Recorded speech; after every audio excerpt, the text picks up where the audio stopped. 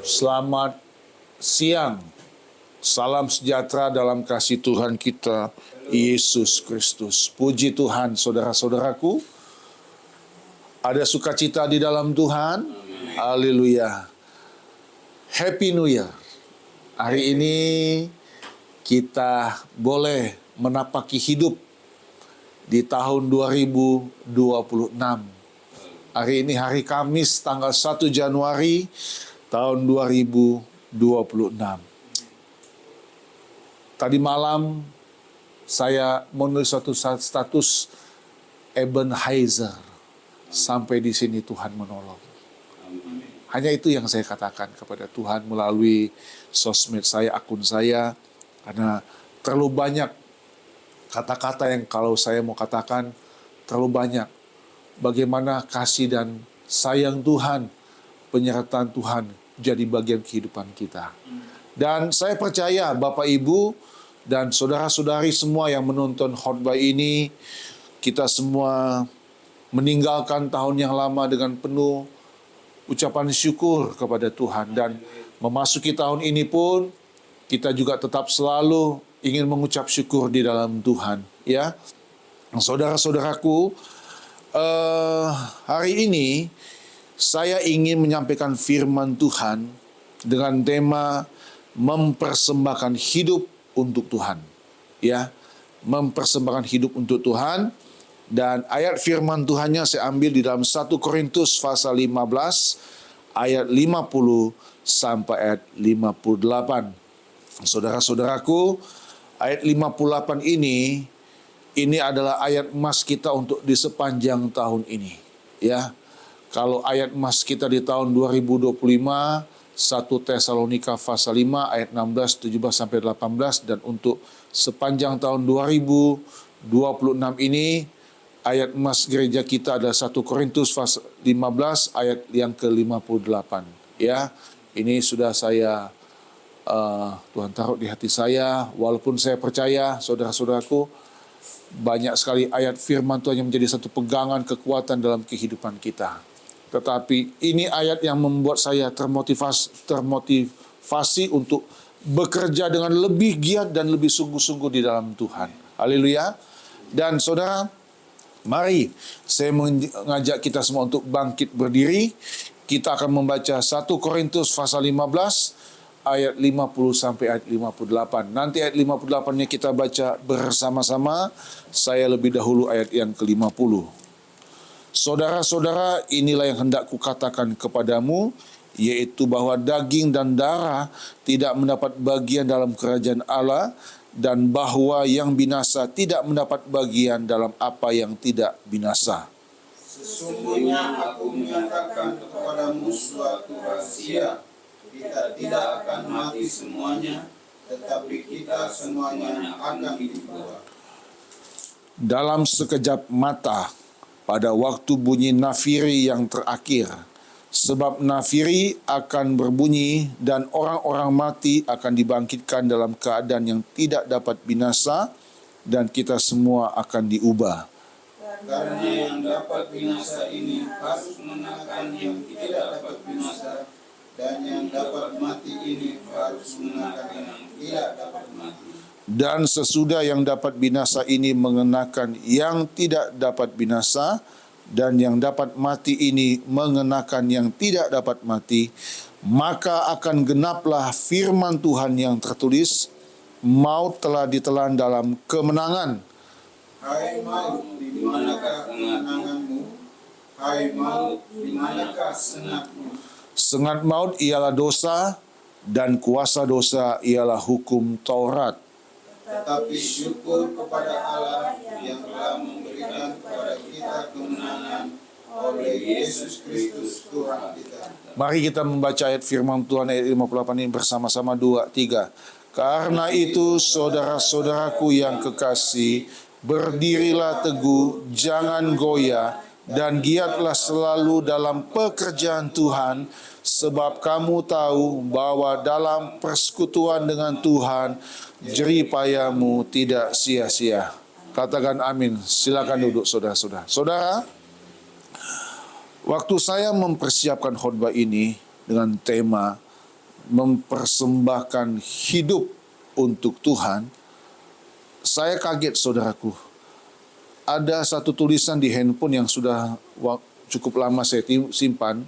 Tulisannya berkata begini. Saya tidak mencontoh tulisan ini, justru seperti mengkonfirmasi. Jadi saya kaget. Tulisannya begini katakan.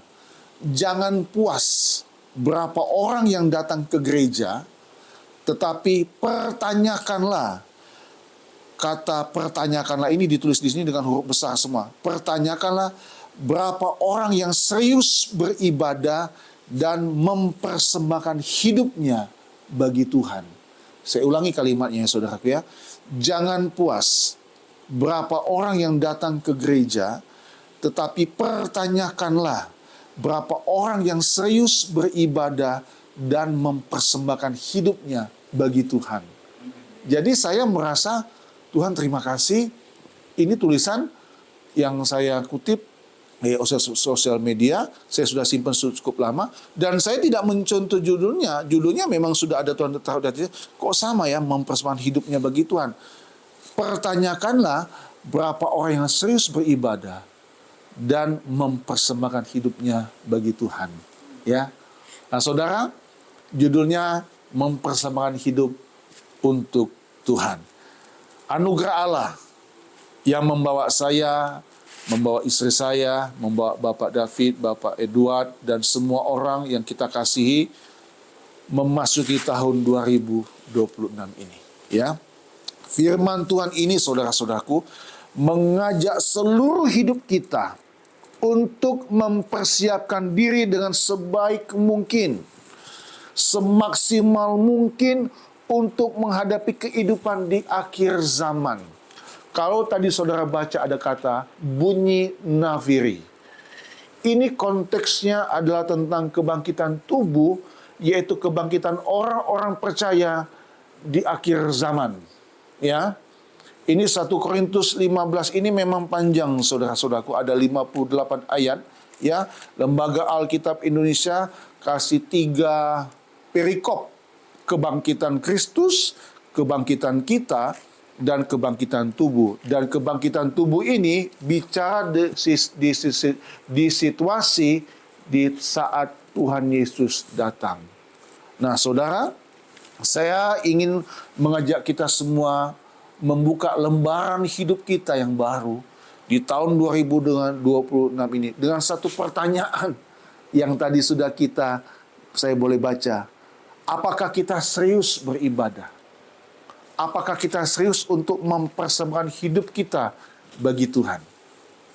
Ya, karena saudara, saya percaya sepanjang tahun setiap hidup kita selalu disertai Tuhan. Yes, amin. Natal kemarin pun kita boleh melihat pertolongan Tuhan, ya, penyertaan Tuhan begitu sempurna. Lagu tadi pun selalu mengingatkan kita anugerah Tuhan, kasih dan sayang Tuhan yang menyertai kita. Tetapi saudara-saudaraku ya, itu dari pihak Tuhan. Sekarang dari pihak kita, ya, dari pihak saya dan saudara. Seberapa serius kita mau melakukan yang terbaik untuk Tuhan. Dan biarlah ini saudara-saudaraku menjadi satu perenungan yang kita bawa dalam kehidupan kita pribadi demi pribadi kita. Nah, kebangkitan Kristus saudara-saudaraku. Ya, ini 1 Korintus 15 ini juga bicara tentang kebangkitan Kristus. Membuat iman kita semakin kuat. Mengapa kuat? Alkitab tadi katakan, dia mengalahkan maut. Haleluya. Dia mengalahkan maut. Di depan kita ini saudara-saudaraku, setiap bulan kita melakukan perjamuan kudus.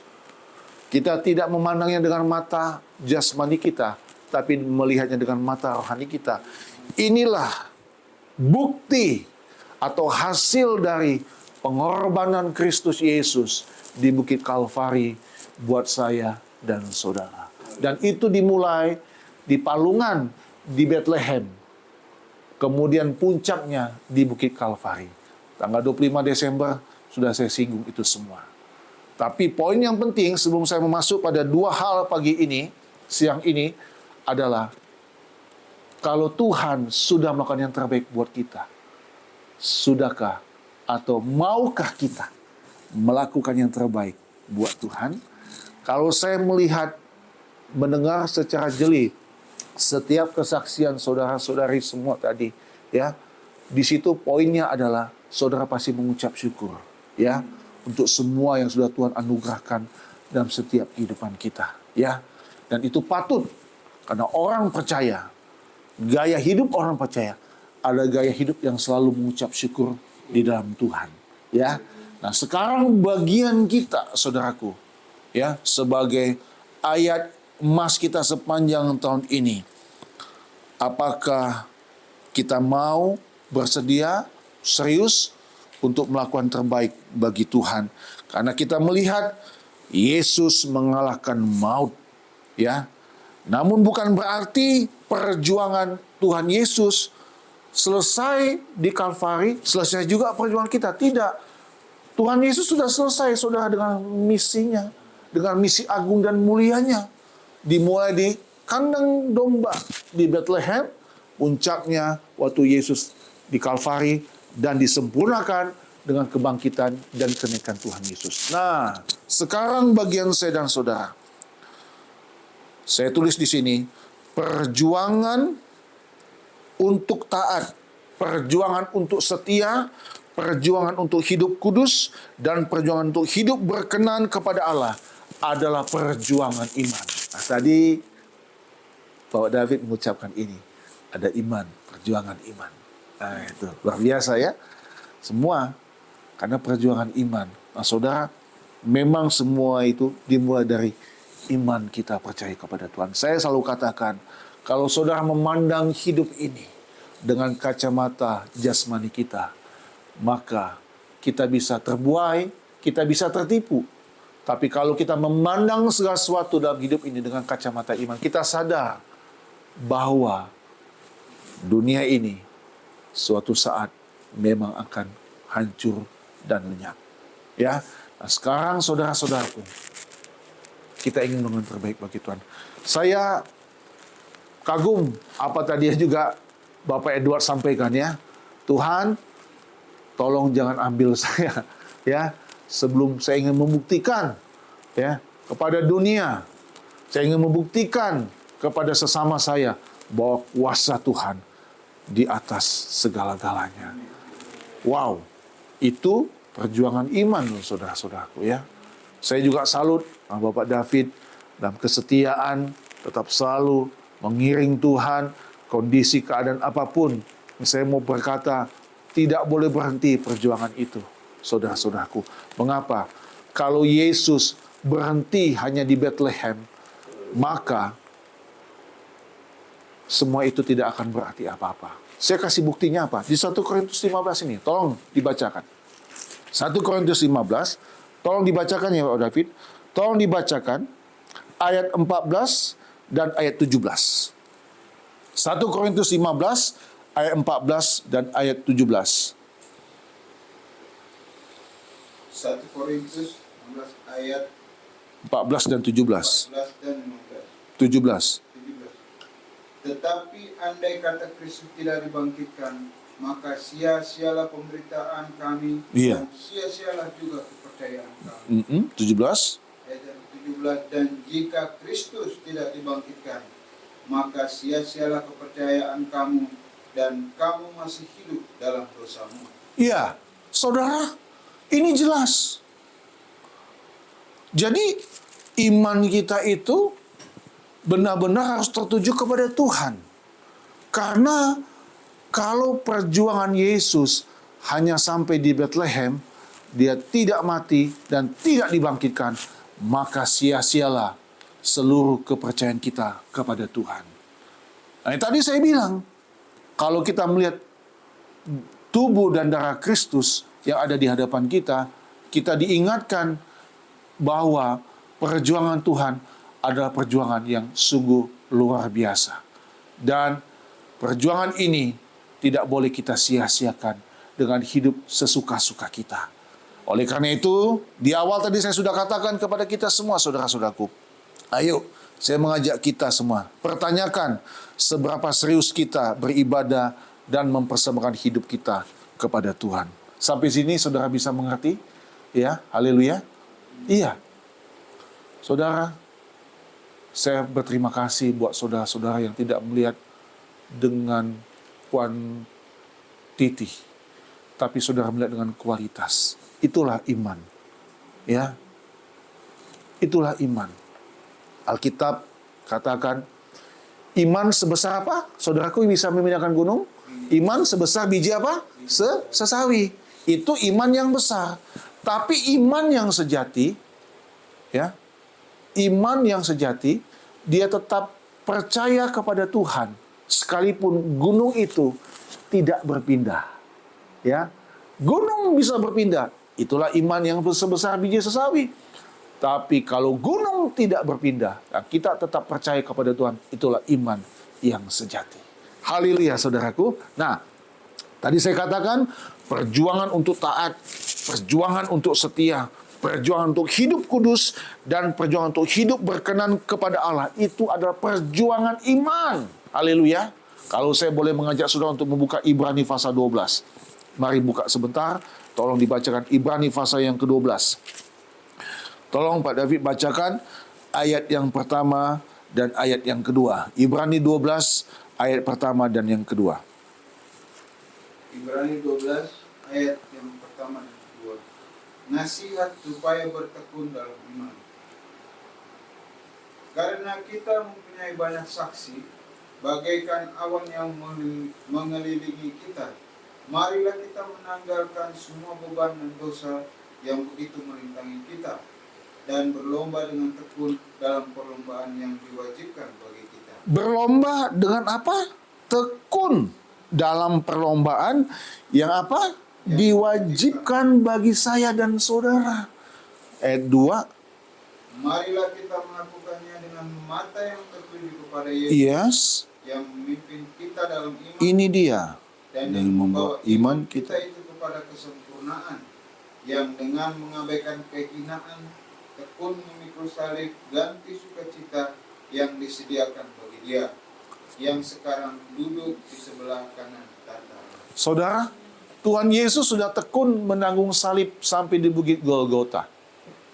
Nah, sekarang perlombaan ini tidak boleh kita sepelekan, karena Alkitab kata perlombaan ini diwajibkan bagi saya dan saudara. Tapi pegangannya satu, yaitu kita melakukannya dengan apa, saudaraku?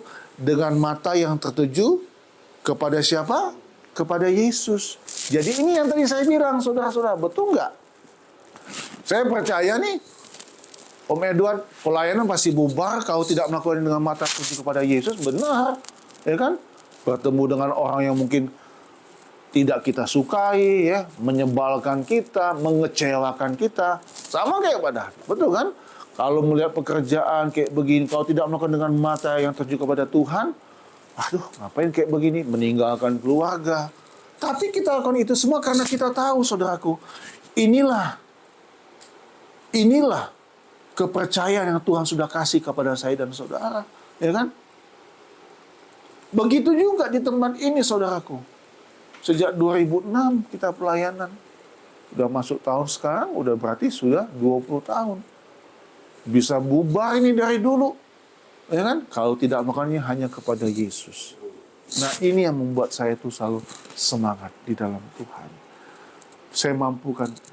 Memang ada waktu-waktu, jujur ya saudaraku, saya tidak bermaksud untuk curhat, tidak. Saya hanya bilang, setiap kita, aktivitas apapun yang kita jalani, jujur, pasti ada saat-saat di mana kita jenuh. Betul nggak? Bosan. Ya, jenuh. Nah, kalau udah ketemu dengan kondisi begitu, tidak ada cara lain, saudaraku, selain kita hanya berlutut di bawah kaki Tuhan. Hanya berdoa. Karena kesegaran iman itu tidak kita dapatkan dari apapun juga, saudara-saudaraku. Kalau kita bisa jalan-jalan, kita kuliner, orang bilang healing, ya, segala liburan, itu sifatnya hanya sementara, ya. Tapi kekuatan yang paling penting, kekuatan yang paling full power itu ya, ya kita dapat waktu kita duduk di kaki Tuhan. Tidak ada kekuatan lain. Kalau yang lain itu cuma sekedar fasilitas pendukung sifatnya. Tapi yang paling pokok adalah bagaimana kita membawa hidup kita kepada Tuhan. Nah, oke, secara cepat ya saudara-saudaraku. Ya, 2 hal saya bagikan pada siang hari ini memulai start kita di awal tahun ini. Dari ayat-ayat firman Tuhan yang tadi sudah kita baca dalam 1 Korintus pasal 15 tadi, 2 hal yang saya bagikan. Yang pertama, saudara-saudaraku, perhatikan. Yang pertama, mari kita membaca 1 Korintus 15 ayat yang ke-10 dan ayat yang ke-57. Tolong Pak David, 1 Korintus 15 tadi, tolong baca ayat ke-10 dan ayat yang ke-57. 1 Korintus 15 ayat yang ke-10. Tetapi karena kasih karunia Allah, aku adalah sebagaimana aku ada sekarang, dan kasih karunia yang dianugerahkannya kepadaku tidak sia-sia. Sebaliknya, aku telah bekerja lebih keras daripada mereka semua. Tetapi bukannya aku, melainkan kasih karunia Allah yang menyertai. Garis bawahi kata kasih karunia Allah yang menyertai aku. Ini iman tadi, saudaraku. Iman yang tertuju kepada siapa? Kepada Yesus. Nah, sekarang tolong baca ayat ke-10. Ayat 57 maksud saya. Tetapi syukur kepada Allah yang telah memberikan kepada kita kemenangan oleh Yesus Kristus Tuhan kita. Katakan amin. Yang pertama, saudara-saudaraku. Ini boleh dicatat, ya. Yang pertama, mempersembahkan hidup untuk Tuhan. Artinya apa, saudaraku? Artinya kita mau hidup dalam kebenaran dan kekudusan. Ya. Artinya kita mau hidup dalam kebenaran dan kekudusan yang merupakan tanda kita menghormati keselamatan atau kasih karunia Allah. Saya ulangi kembali ya, bahwa mempersembahkan hidup untuk Tuhan, itu artinya kita mau bersedia untuk hidup dalam kebenaran dan kekudusan Allah yang merupakan tanda kita menghormati keselamatan atau kasih karunia Allah. Nah, saudara-saudaraku, Paulus ini bukan orang yang tiba-tiba ujuk-ujuk menulis suratan Korintus ini kalau dia tidak pernah menghadapi banyak tekanan dalam kehidupan dia. Ini rasul yang luar biasa, ya. Ayat yang tadi sudah saudara baca ayat 10 itu salah satu ayat favorit saya. Tetapi kasih karunia Allah adalah sebagaimana aku ada sekarang, dan kasih karunia yang dianugerahkannya kepadaku tidak sia-sia. Wow, saudara.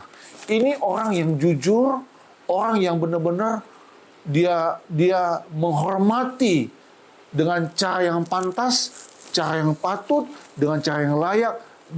Apa itu anugerah dan kasih karunia Allah? 2 kali ya kita nyanyikan lagu ini, penyertaan Tuhan. Waktu ibadah hari Minggu, waktu tadi kita nyanyi. Kalau nggak salah ingat juga ya, Pak Edward ya, waktu kita nyanyi di Natanya Om Edward, penyertaan Tuhan. Ya kan? Paulus ini saudara pikir kalau saudara baca di Korintus ini aja, wow, aniaya, tekanan, dia hadapi semua. Tapi dia tahu, dia mau mempersembahkan hidupnya itu untuk Tuhan. Dan orang yang serius dan sungguh-sungguh, saudara. Orang ini tidak main-main dalam hidup ini.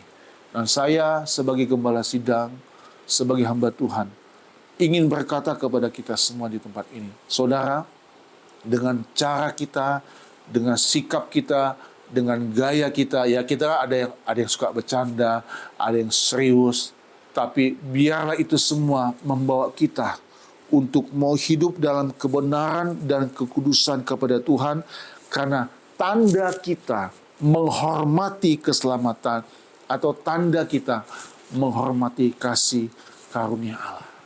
Haleluya.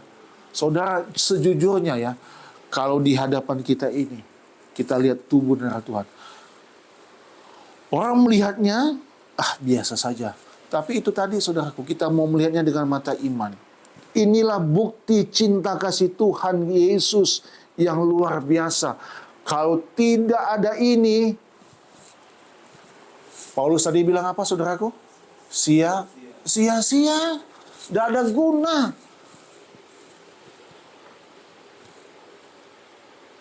Gak ada guna. Gak ada guna perjuangan kamu dalam hidup ini. Gak ada guna. Maka saya bisa mengerti ya. Saya selalu, saya coba belajar juga minjem kata-kata tadi. Tuhan, jangan ambil aku sebelum aku maksimal melayani Tuhan. Iya, saudaraku. Benar. Serius. Waduh, saudara. Karena kita merasa, saya pun kemarin ya, kami kemarin itu puasa, saudaraku ya. Puasa dan saya juga berdoa. Saya ngomong kepada Tuhan dalam doa saya, Tuhan, aku ini sadar Tuhan, banyak yang belum aku lakukan di sepanjang tahun 2025 kemarin. Ya, banyak Tuhan. Tapi izinkanlah aku masih tetap boleh menapaki tahun 2020. Iya, saya berkata begitu, saudaraku. Aku mau lakukan ini. Saya tidak secara terperinci apa yang saya bilang. Tapi aku rindu Tuhan. Aku mau bekerja giat untuk Tuhan. Karena dasar firman Tuhan inilah yang saya bawakan pada hari ini. Yang mendorong saya untuk menjadi orang yang mau berkenan kepada Tuhan. Mempersembahkan hidup bagi Tuhan. Pagi tadi, saudaraku, sebelum kita mulai ibadah, saya juga baca renungan. Yang saya juga suka dapat tentang Musa. Musa itu setelah dia melarikan diri. Ya, setelah dia melarikan diri ke padang gurun, Tuhan datang menemui dia. Tuhan ingin mengutus dia. Ada penolakan. Nah, kalau kita baca kan, ada penolakan dari Musa. Berapa kali dia menolak? Dia menolak. Karena dia takut ditolak. Karena bangsa Israel itu juga menolak dia awalnya. Nah, saudaraku, saya mau bilang kepada saudara, apapun yang Tuhan percayakan kepadamu di tahun ini, ingat ya, ini kata-kata dari saya sebagai gembala, jangan tolak. Amin. Apapun yang Tuhan percayakan kepadamu, jangan engkau tolak. Terima itu sebagai tanda bahwa engkau menghormati anugerah dan kasih karunia Allah. Paulus, kalau mengikuti kata hatinya, kata daging, barangkali bodoh amat sih, mikirin banyak. Tapi dia tidak. Dia tetap full power, full semangat, full spirit untuk melayani Tuhan. Karena dia tahu bahwa hidup dia sudah persembahkan untuk Tuhan. Saudara-saudaraku, profesi kita bisa berbeda. Tapi biarlah iman kita tetap selalu membawa hidup kita semangat untuk melayani Tuhan. Itu yang pertama ya, saudara-saudaraku. Dan yang kedua, yang terakhir, mari kita membuka 1 Korintus 15. Tolong Pak David bacakan ayat 58. Nanti saya akan bacakan dalam terjemahan yang lain. Tolong dibaca. Ayat 58. 1 Korintus 15 ayat yang kelima. 58. Bahwa Oh, bukan, 1 Korintus 15 ayat 58. 58. Iya, 1 Korintus 15 ayat 58. 58. Karena itu saudara-saudaraku yang terkasih, berdirilah teguh, jangan goyah, dan giatlah selalu dalam pekerjaan Tuhan. Sebab kamu tahu bahwa dalam persekutuan dengan Tuhan, jerih payahmu tidak. Ini ayat emas kita. Amin. Yang kedua, saudara-saudaraku, yang kedua, segala sesuatu yang kita kerjakan untuk Tuhan tidak akan pernah sia-sia. Amin. Mari kita mau katakan sama-sama. 1, 2, 3. Segala sesuatu yang kita kerjakan untuk Tuhan tidak akan pernah sia-sia. Catat kata untuk Tuhan. Dan saya mau baca ya, saudaraku. Perhatikan, saya baca dalam terjemahan BIMK, Bahasa Indonesia Masa Kini. Ya, perhatikan. Oleh sebab itu, saudara-saudara yang tercinta, hendaklah kalian kuat dan teguh. Bekerjalah terus untuk Tuhan dengan sungguh-sungguh, sebab kalian mengetahui bahwa semua yang kalian kerjakan untuk Tuhan tidak akan percuma. Itu terjemahannya dalam Bahasa Indonesia Masa Kini. Saya ulangi sekali lagi ya. Oleh sebab itu, saudara-saudara yang tercinta, hendaklah kalian kuat dan teguh. Bekerjalah terus untuk Tuhan dengan sungguh-sungguh, sebab kalian mengetahui bahwa semua yang kalian kerjakan untuk Tuhan tidak akan percuma. Haleluya. Ini yang kalau kita melangkah itu dengan kacamata iman. Ya. Jadi saya tuh merasa, Tuhan terima kasih. Ini penghiburan saya, saudaraku. Jadi saudaraku, apapun yang saudara kerjakan, kerjakan untuk Tuhan. Nah, tambahan satu ayat ya, sebelum kita akhiri khotbah pada hari ini. Kolose pasal 3. Kitab Kolose pasal yang ketiga, ayat 23 dan 24. Tolong dibacakan, Kolose pasal 3. Kolose pasal 3, ayat 23 dan 24.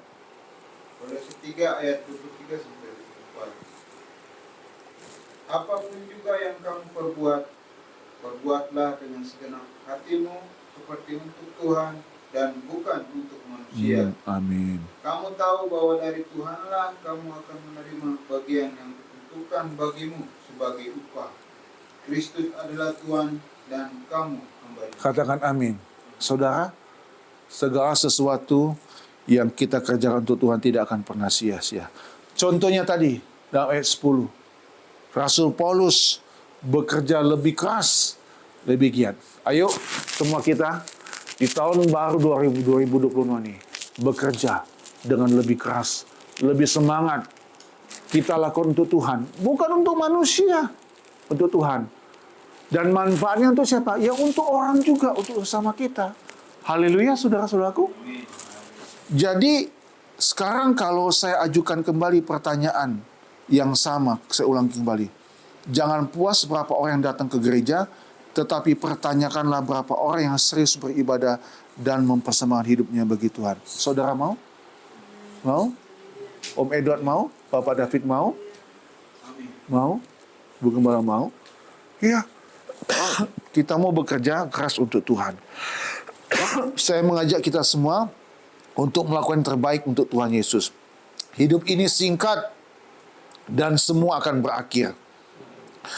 Cintailah Tuhan dengan segenap hati dan kita mau melayaninya dengan segenap hati kita juga sepanjang tahun ini.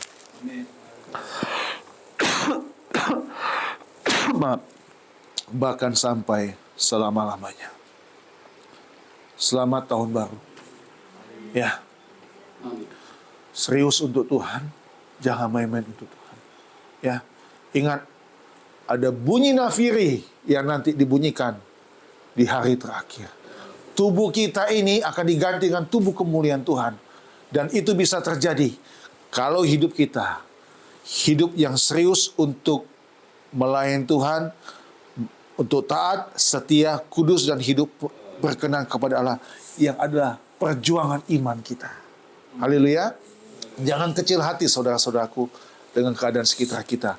Jangan kecewa kalau ada hal yang belum kita bisa penuhi di sepanjang tahun 2025. Ya, jangan terkejut dan jangan kaget kalau melihat sesuatu yang mungkin melenceng dari ekspektasi kita di tahun ini. Ya, karena saya percaya di atas segala-galanya rencana Tuhan tetap rencana yang paling indah. Tadi di awal saya katakan yang paling penting penyertaan Tuhan bagi hidup saya dan saudara. Selamat tahun baru tahun 2026. Tuhan Yesus memberkati. Mari kita bangkit berdiri.